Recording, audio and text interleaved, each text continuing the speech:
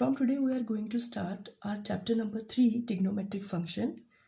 Trigonometry आपने class 10th में अच्छे से डिटेल में पढ़ा है. यहाँ पे इस चैप्टर में आपको उससे भी आगे डिटेल में पढ़ना है. इस चैप्टर में बहुत सारे फॉर्मूलेज है और थोड़ा टफ चैप्टर है. इसको अच्छे से समझना बहुत ज़रूरी है. इसलिए हम स्टेप बाय स्टेप आगे बढ़ेंगे. जैसे हमारे NCERT बुक में गिवन है उसी के अकॉर्डिंग हम इसे स्टार्ट करेंगे. सबसे पहले आपने 10th स्टैंडर्ड में पढ़ा था कि एंगल्स होते हैं. यहाँ पे हम इनके पॉजिटिव और नेगेटिव एंगल देखेंगे.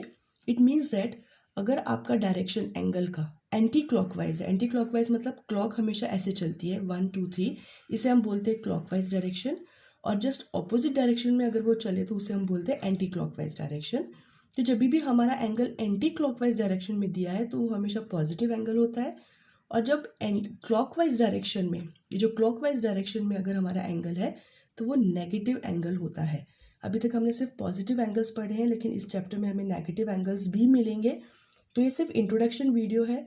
कुछ टर्म्स है आप इसमें समझ लीजिए ताकि आपको आगे क्वेश्चंस करने में ईजी होगा.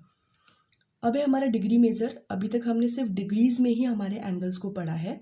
यहाँ पे जो हमारा डिग्री होता है 360 डिग्री, 180, 90 डिग्री, 45, 30 डिग्री, ये जितने भी डिग्रीज होते हैं. अब इस चैप्टर में आप यहाँ पर मिनट्स और सेकंड्स भी पढ़ेंगे. ये मिनट्स और सेकंड जो क्लॉक में आप मिनट्स और सेकंड पढ़ते हैं वो उससे रिलेटेड नहीं है.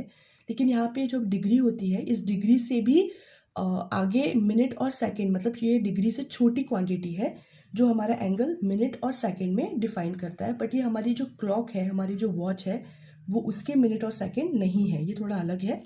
अभी आपको सिर्फ इतना याद रखना है कि 1 डिग्री इज इक्वल टू होता है 60 मिनट.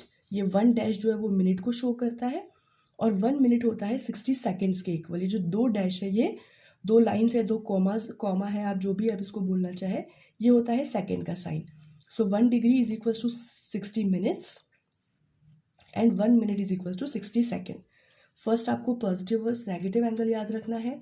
दूसरा आपको याद रखना है डिग्री, मिनट एंड सेकंड. अब इसमें आप एक नई चीज़ और पढ़ेंगे कि एंगल को अभी तक हम सिर्फ डिग्री में मेजर करते थे. एक और मेजर होता है डिग्री का जिसे बोलते हैं रेडियन. और इसको हम 1 टू द पावर, जैसे डिग्री को 0 ऊपर एक सर्कल बना देते हैं, यहाँ पे C बनाते हैं, उसे बोलते हैं 1 रेडियन.